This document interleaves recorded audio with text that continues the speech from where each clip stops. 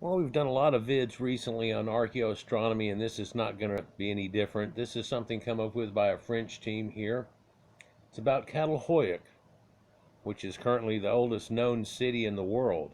Well, full-fledged city, if you will, if you take a modern definition. Let's take a look at this here.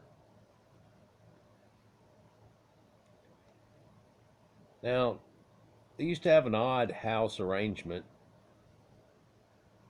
where they would not have a door and they had ladders. So they're already using it way well past this point. They're using ladders to get up into the second floor of it. And these adobe type houses that some even are 3 stories tall, as the one in the top right is. But there's no way up there then if they pull that ladder up. And how do you get downstairs? Where there's a hole in the roof, so it's very much like your attic, and you go back down inside of there. And on cool nights, you would sleep outside, and you see these beddings and type things that are set up here and pinpointed, which kind of like a modern cot type situation. But you ever wonder if they paid attention to the stars too? Well, we're going to show and expose that and much more, and the connectives of these earliest of civilizations.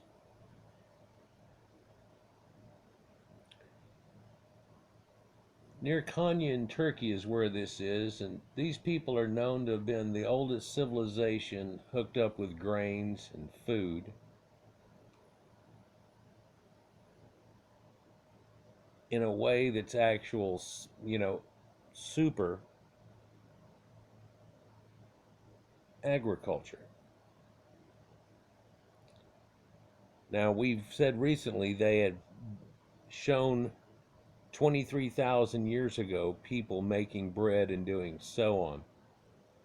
But here we're forming a city, and it is all fed by the farm and going through its whole thing.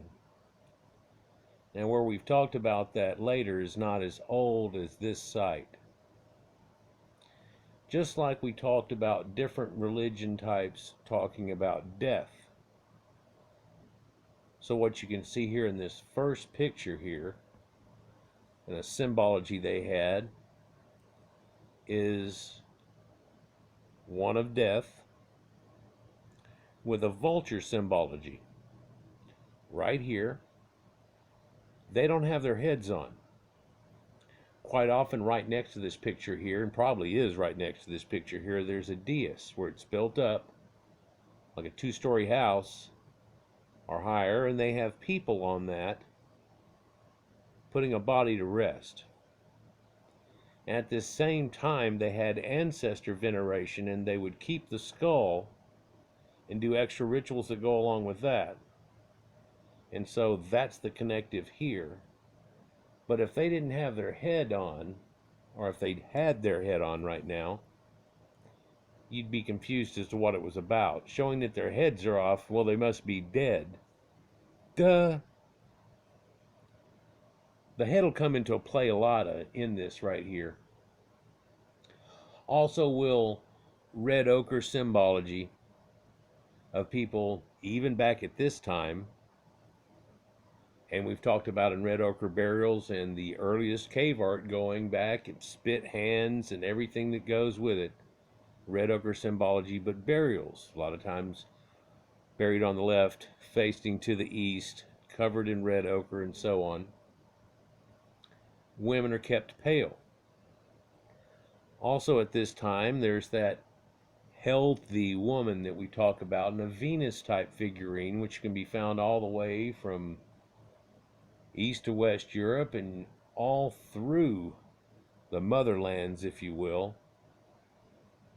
of an ancient veneration of not a woman, well, not a girl, but a woman, not a maiden, but a mother. You could look at it as being your mother, but your great, great, great, great, great, great, great, great, great grandmother goes back to one that's actually attached to that person and this person and this person too. And therefore she's kind of a mother of all. She has a duality symbol that a lot of people are looked in, and I've talked about that very much times, but this same symbology is along there. And this symbology, which you might think that looks like a lizard, something strange here, and why does it have this JJ arm thing? For if the legs were just straight, you'd say it's just in praise, or putting his hands up, praising the sun, God, or whatever it is. So there's some symbology on its stomach. I recently did a video talking about this exact thing, and that symbol that's on a stomach that's right there, where this thing has looked like it's been tattooed all over. But that symbol on the stomach there, and of course how it goes with the sun, but also symbology that's carried out from ancient Ireland and Newgrange, and this idea of the Boyne River, which means white cow, which we have exactly in Egypt, and the white cow of the Hathor type god, who spills her water out, creating the Nile in one of their creation stories, spilling into the Mediterranean. A common source, what Mediterranean means Middle Earth, by the way. But that symbol there, shown later, is done in gold and swirls all around it, and it's a type of calendar. And so you might keep a calendar. Well, a calendar is, and we talked about in sacred geometry, is a day, and a day in full expanse, and a round is a year. So you can take a small symbology and make it bigger, or you can take a grand symbology and make it smaller, connecting yourself to the bigger picture.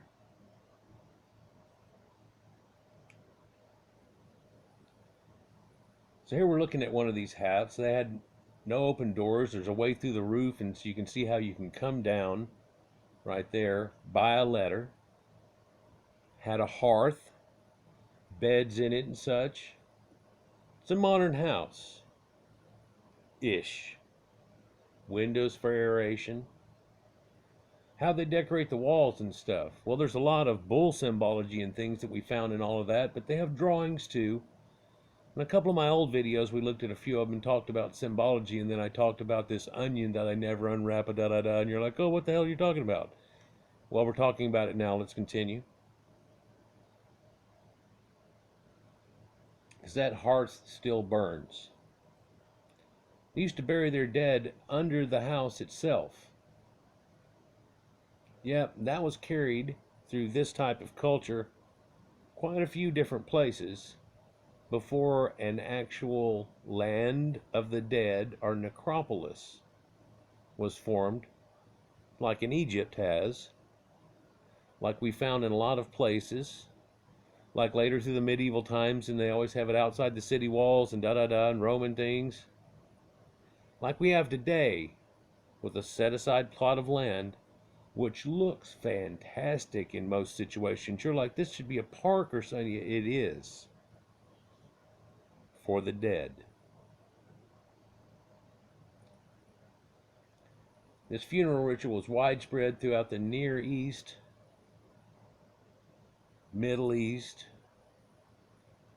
into Egypt in its origins, perhaps even being buried in urns and things like that, a lot of times with children.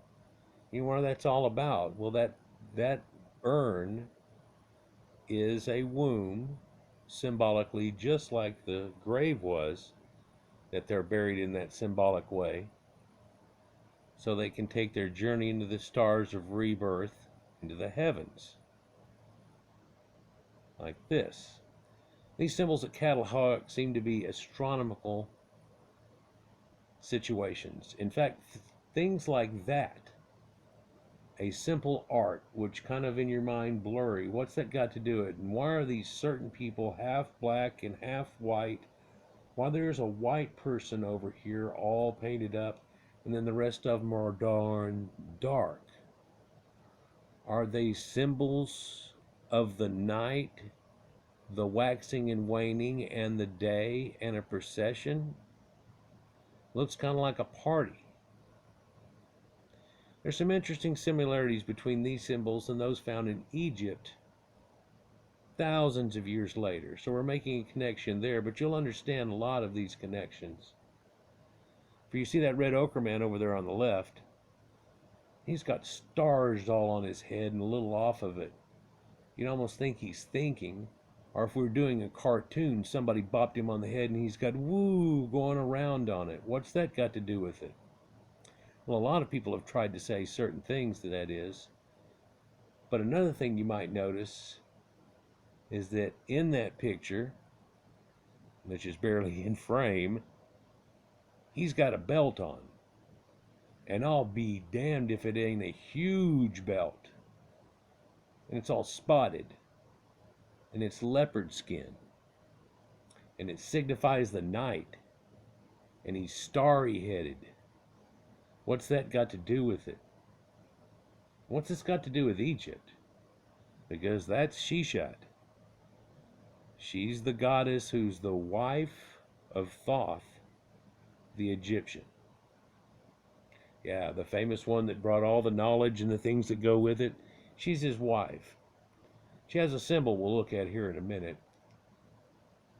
But she is always shown with leopard skin too. Now that leopard skin has always been a symbology of the cosmos and the sign of the stars. Well known because it's spotted. We'll talk about a leopard changing its spots here in a minute. So there's astronomical concepts with some symbols that are on a wall right here, one of the shaman type people's dwelling.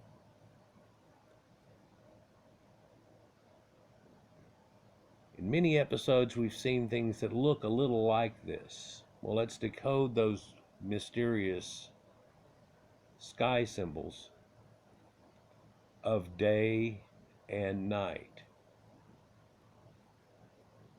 For you can see the one on the top was measuring a day, and then the other one was measuring the lack of it in some way, like at nighttime. Right? So here the presenter is going to tell us here that these are mystery symbols, but people have got to figure them out pretty much. This six-pointed star makes us think of a butterfly or a bat. Not really. I mean, if I put a little bit longer pole out one end than the other of it, it turns into a labrys, or an axe that's double-headed that we talked about quite a few times and is really connected to those people who founded modern Europe. There's another picture here next to it in the center of it which looks strangely conspicuous. We'll talk about some more. Some little pictures of people up there just to the right of it. One is sitting down like a lady, seems to be looking up in the sky somehow, and the other guy might be confused for holding a bow out, which it may be what it is after we study this, but then again, maybe he's writing something down, or maybe he's measuring something she's looking at. Also,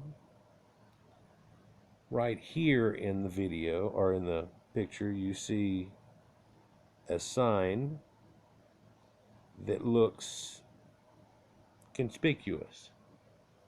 It's that sign of the Southern Cross that we just recently did a video about, connecting also this white cow goddess in this situation and these things. And there's another one up above it too. And then of course right next to it here is that other symbology that's there.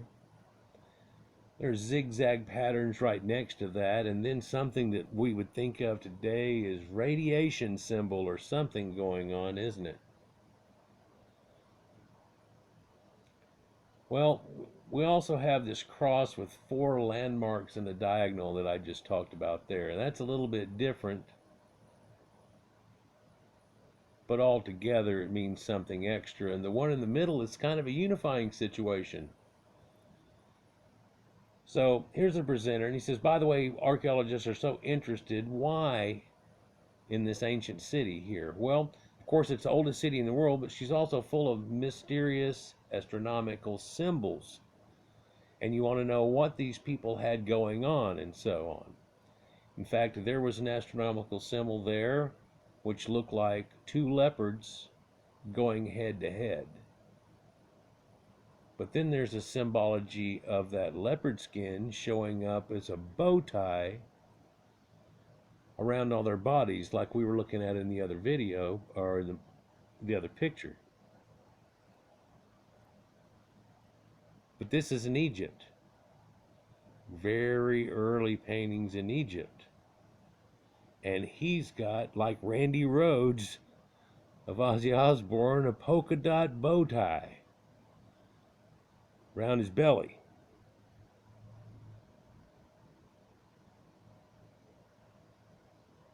It's the same thing, really, as this. Discovering the meaning of these symbols would be like finding the holy grail of the Neolithic, wouldn't it?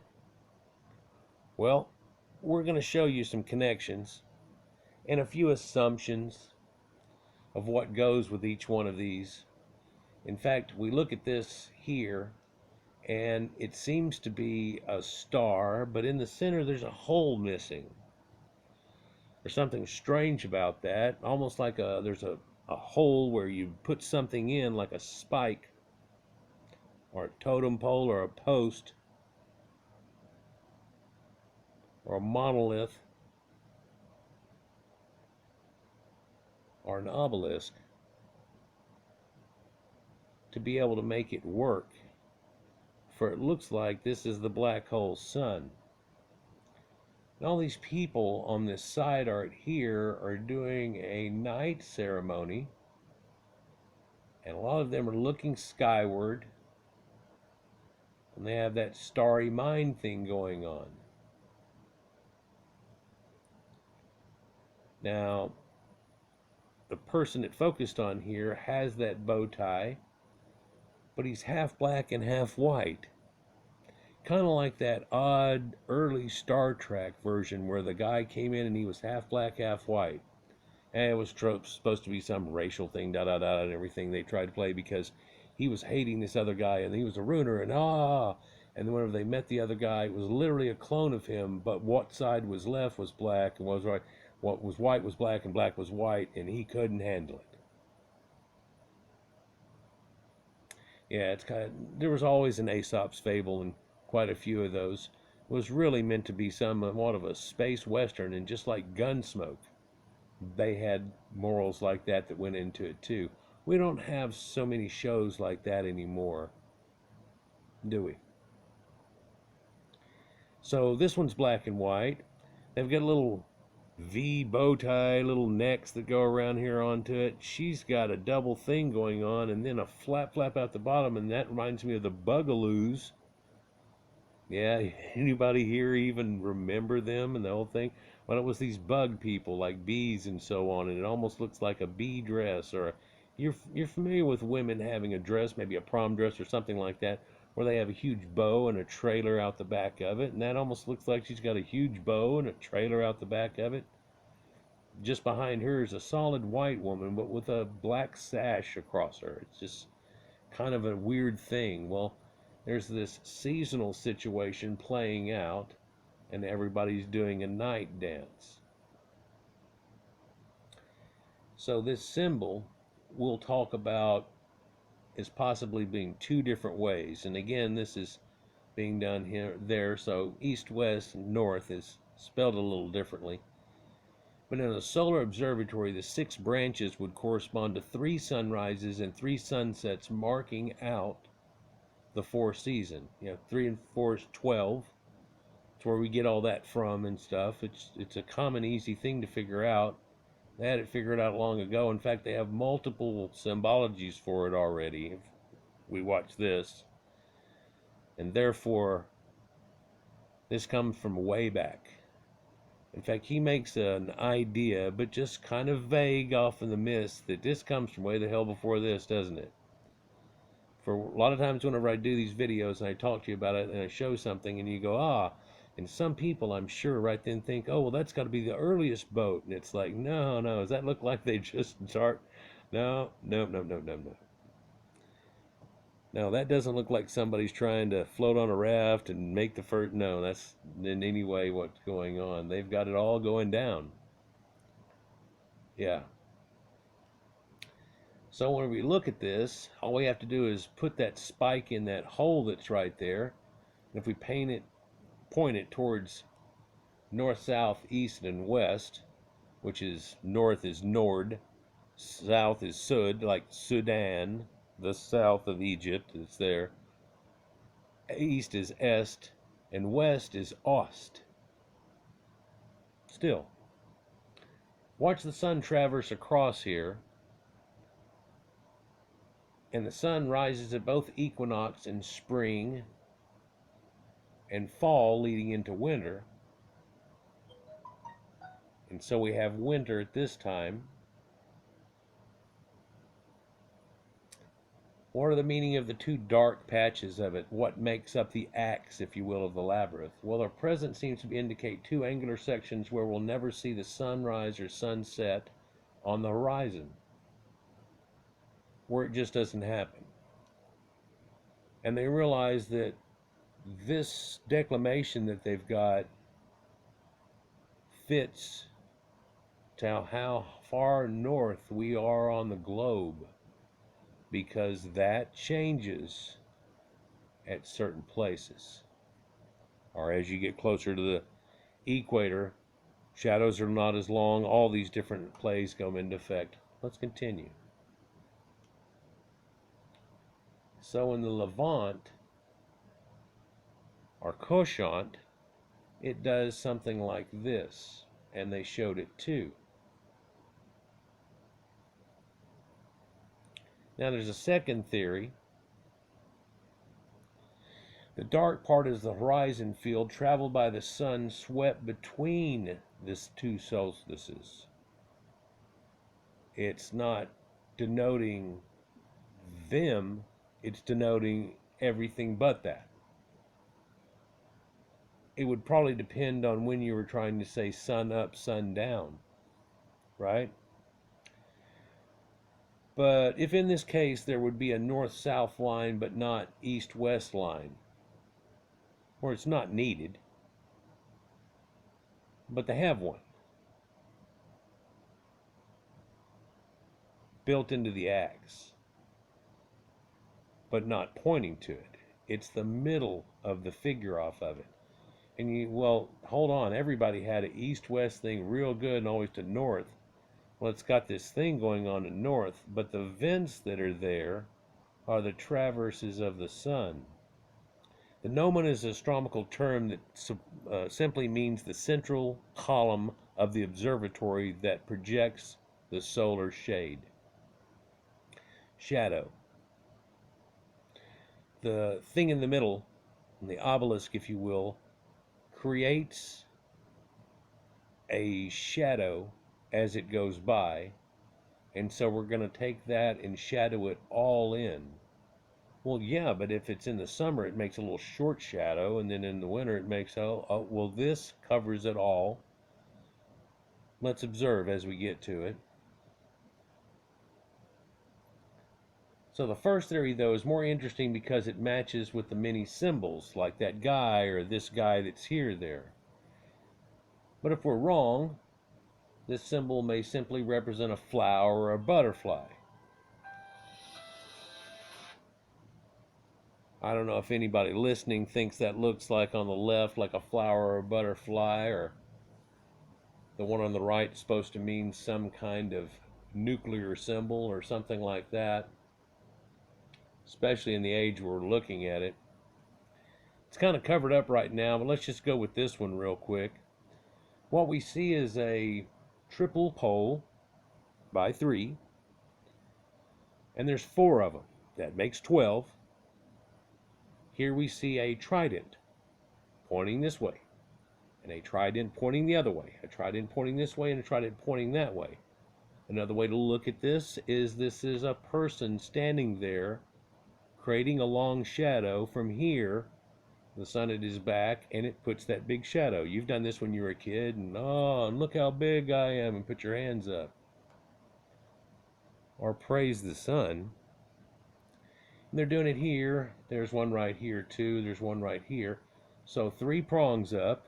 3 times 4 is 12 again, with the tridents that are there. And notice there's a circle around the middle of it. And in a way, the priests appear to be standing around the perimeter, causing their shadow. That's a cross. That cross means home, and we're in this person's home looking at this now. But it means land. It means where it's at. It means so many different things, and it also connects to the swastika. For as the world spins around, just like they're sitting there now, they would all of a sudden bend over. Right? At the waist. Right? So it makes you wonder, is this lady right here just peeping out across the plains? Hey, I see a deer. Maybe you ought to take your bow that you've got and go attack it? Or is she looking up a little bit more and perhaps at the stars, because right in front of her is a sign of the Southern Cross, which is where the sun reaches its lowest point in the year, right at December 21st, which we're one day away from now, and then it stays still. It doesn't go any lower, doesn't go any higher, because of the wobble of our Earth, and then it starts to rise again 3 days later on December 25th. That's that Southern Cross symbol. It looks like a cross that we would think of today. In fact, because it has the distinct pointed ends on that, it looks like that Roman type cross and what you see in the Catholic churches and things like that quite a bit. We're at Catal Hoyuk, people. We're over 8,000 here. This is quite a different time. The people are sports, and that's supposed to be Fred Flintstone in hell going on. Well, Fred had some crap going on, bub. Let's look into this further. That ain't no butterfly, is it? By the way, and one on the left is not that double-headed axe either, because they don't have that double-headed axe yet. But there are people from over in this area and farther to the east that end up going in wagons like cowboys with horses and pants and boots and the whole 9 yards. A lot of weapons that look like that, and axes and double-headed axes, and that gets carried all the way on. Gimli's got that axe, right? Dwarves had the double-headed axe that's carried through Vikings and just all through what's now the west part of Europe. Well, let's look at this nuclear symbol here. What the hell is going on? When I was a kid and I was doing electronics and everything, and I knew what the nuclear symbol was about, and I'm like, well, what's that?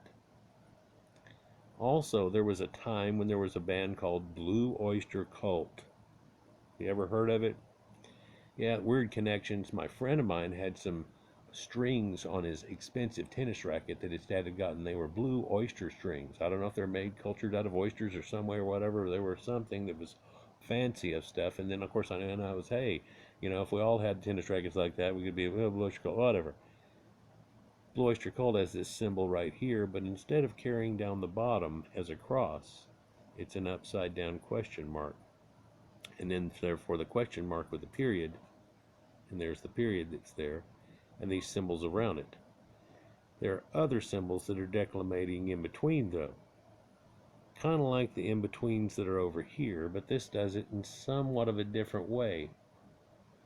Let's continue. Oh, there's a Navajo symbol, by the way.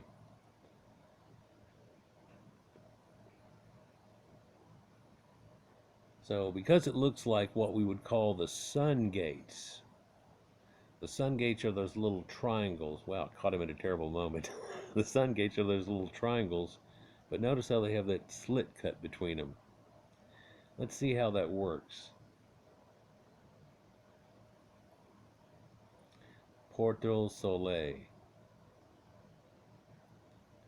So if we lay that out, doing the same type of thing, you can see that as the sun goes around, bang, I almost caught it exactly right, and it ends up lining through it, through the notch, and then also its shadow goes through the circuit, right?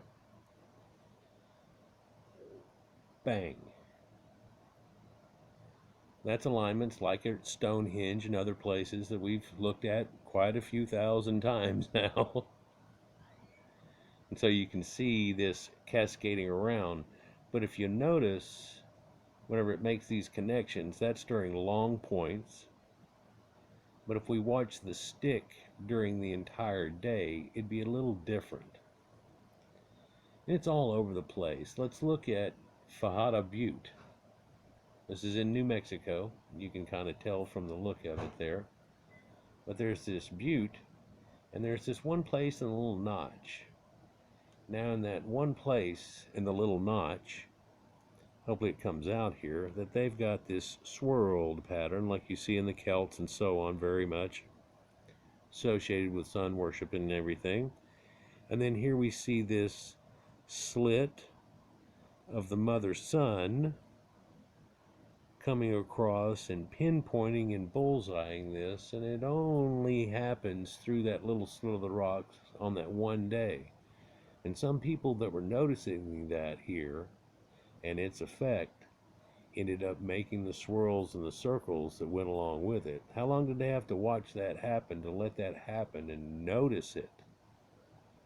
They'd have to actually know all about it before and been looking for it. It'd be an oddity if they didn't, but if they found it and then it went away the next day, could they put a circle in the right spot to where it was still the same, or you'd have to wait a whole year telling your friends that, man, yesterday it was here? No one would believe you or something like that. So Amerindians use this system, and like I say, a lot of their symbology, of course swastikas are found in the Americas, and a lot of other symbology too. And in fact, that great bird idea where we looked about the death bird and life bird earlier, and a lot of it's carried over from before they ever came over here, but also interjected upon again by later people who had still the same iconography. It gets overwhelming where it reaches, and we'll see that through this here. Beautiful picture there as the sun fades out of that spot. So it draws that special line. Well, here we are at Brú-na-Bóinne in New Grange. And this is the gates of life and death that are there, and the sun comes through exactly at one point on the winter solstice that we've got coming up here. So it's a little out of the corner of it here, but now we can see as it passes through, if you'll look at the amount of shadow that's being created. We already know 2 layers of this, and we're going for a third, but we already know it passes between the gates, and this happens, and therefore, and where the gates are is lined up to the things, and so on, right? Watch where the edges of the shadow traverse. I believe that you'll see that they do go long, but they're pretty much short, and then they go long and jut out, and it juts out to a point. Through the year, that point starts to line up, and there you make the connection. So let's return a second here to our 6-pointed star and our leopard skin belts. And you think that didn't got anything to do with it, right? Well, yeah, it does. There's those Egyptians on the left that have that bow thing in the very first one, but all these people down here had those bows. Yeah, So this symbol seems to have reached Egypt in the earliest of dynasties and got carried on through it. In fact, what we see here is Shishat. And if you look on the top of her head, she's got a pot leaf, and we've talked about this before, but this is Thoth's wife, connected to this procedure too. in ancient Egypt. So she's the goddess of astronomy. She's always wearing a leopard skin representing the stars of heaven on her, as you see here, and they show her on the wall. To pronounce her name, there's even a hieroglyph just for her. It's a little different than everybody else's. What's that hieroglyph? Well, it's pot. She always seems to wear that on her head. It's a pot leaf. And people have noticed it from long ago, and they talk about it in their deals, and it makes great rope, by the way, too. But on the left, you can see a representation of this same type of labrys idea that's connected to it. Now, we've talked about sacred geometry and how it hooks up, and you can tell that this alignment is what we were just looking at a minute ago on the ground at Stonehenge. Here, there, it's all over the place. There's also a bow. Now, her cartouche here doesn't have the cartouche around it, which is usually a loop of rope. It has a bow type shape that's on it, right? Even exaggerated. I wonder why that is. Well, let's look into that a little bit more. You know, if this was a pot leaf, it'd have two little leaves coming off the bottom right there too, wouldn't it? It's missing them. But that symbol's still there. So you may be skeptical with the comparison I'm giving you, and he is here. We'll see later the astronomical symbolism of the bow and the arrow are so common with so many civilizations. And you go, oh, well, they had bow and arrows, so they draw them with bows and arrows. No, at certain times, in certain pictographs, which we didn't really understand, and still, well, many of them we don't. But other ones, because of connections like this, they're starting to make an extreme understanding. These people had it going on way before we thought even they had it going on. Well, where did it all come from? Well, over the last year, I talked about, hey, it pops up like popcorn. Well, it doesn't seem to ever really do that if the deeper you go back. Unless you want to Fred Flintstone somebody real quick.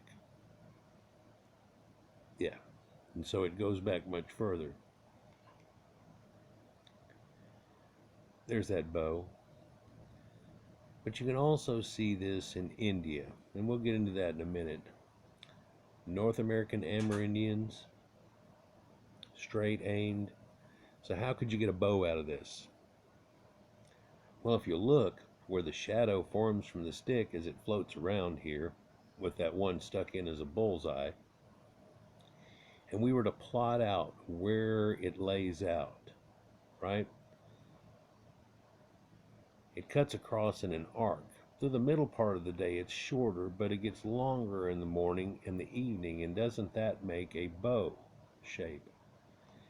In fact, if we lay out the spring all the way through the dead of winter and let it come back again, we're ending up with something that looks like this, like a bow tie covered in little stars, points along the curve. There are two limit arcs that are here. Where are the limit arcs? Well, one's winter on the left, one's summer, the far reaches. At the winter solstice, the sun is at its lowest and it casts long beams, and so you get the long end on the left, like this. But, so that's our apex line right there, right?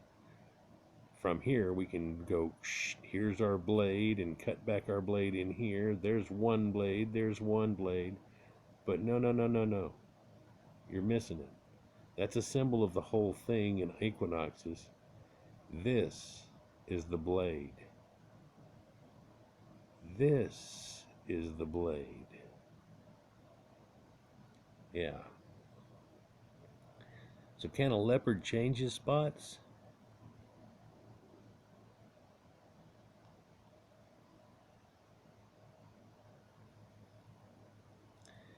At the summer solstice, summer's right up ahead, at the top of us and everything, causing the summer, wherever you are on the planet.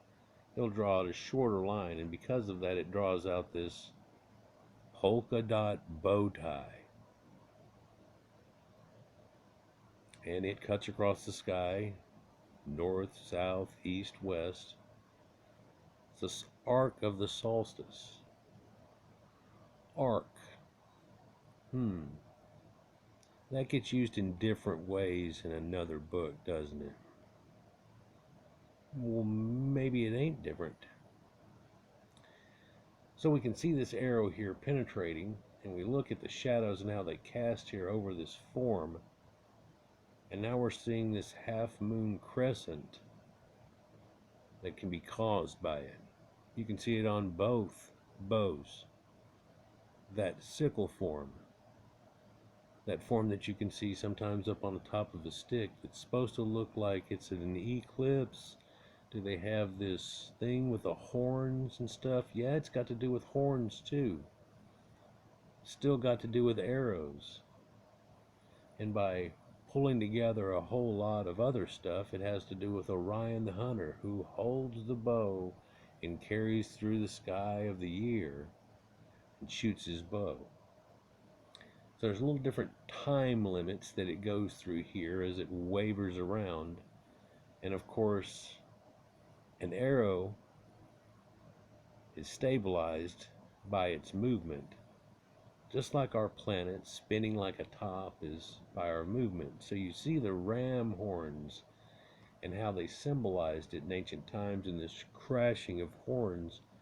And again, I point at these sickles that aren't always a moon, that aren't always an eclipse, that might also in another way refer to this symbol in that culture over there. So it really means the same thing eventually, spread over time, forgetting one or the other of the two. But nowadays, modern day, putting it back together. Indeed, horned animals compete themselves for power with back and forth movements. Rams, you watch them, they bitch back and forth and then ram, and they bust their heads. How's that working out here? Well, let's watch as the zodiac goes around, and every time it meets the change, and ram, boom, and they bust it again, and whenever Aries comes around again, boom. And so you can see where buffaloes would kind of have the same attitude, but here it's shown as jaguars or leopards, and they're butting their heads. But that's what these people here, and the leopard that doesn't change its spots. That comes through all the way through Egypt into Ethiopia. Can an Ethiopian change his spots? Ancient Ethiopians weren't the people you think of today. Even in the top over here we see Capricorn, but they're shown head to head. Yeah. So Aries has a lot more to do with this, and this ram idea, and the coming of the time of Aries and so on. That's well ahead of this. We're in Taurus, coming into Aries, then we come into Pisces with Jesus and his fish. Now we're coming into the dawning of the age of Aquarius. So it seems like these ancient people knew a whole lot more than you'd think, and at both solstices, the forces of darkness and those of light are at balance and then reversed.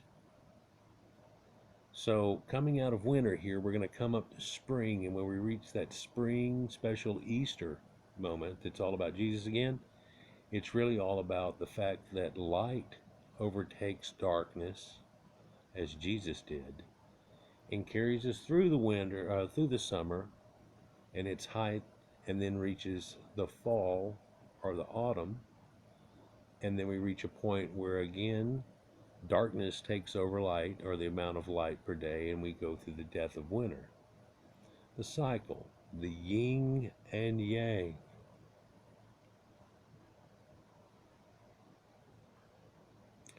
It's a powerful symbol of struggle between death and life, and between winter and summer that people went through in these ancient times to make it where they are today, let's say. In Crete, so here we have the ancient Minoans, and I've got another video loaded up to do about ancient Minoans. Let's see if I can catch it right at the very first stop after this water drop. For the Minoans, kind of got lost in time, didn't they? Yeah, Santorini blowing up, the whole 9 yards. But in this picture here, we can see that they draw their males in red ochre and their females real pale, just like in Egypt, in the Mitanni people of the time, and the Etruscans people over here near Rome of the time, even the Greeks. He's a redhead. But what we're talking about here is this stanza that's with it here, and another one that's been next to it, and that looks like that shape too, doesn't it? Well, to some people it shows that it's got 4 blades coming together, but then the 4 symbols.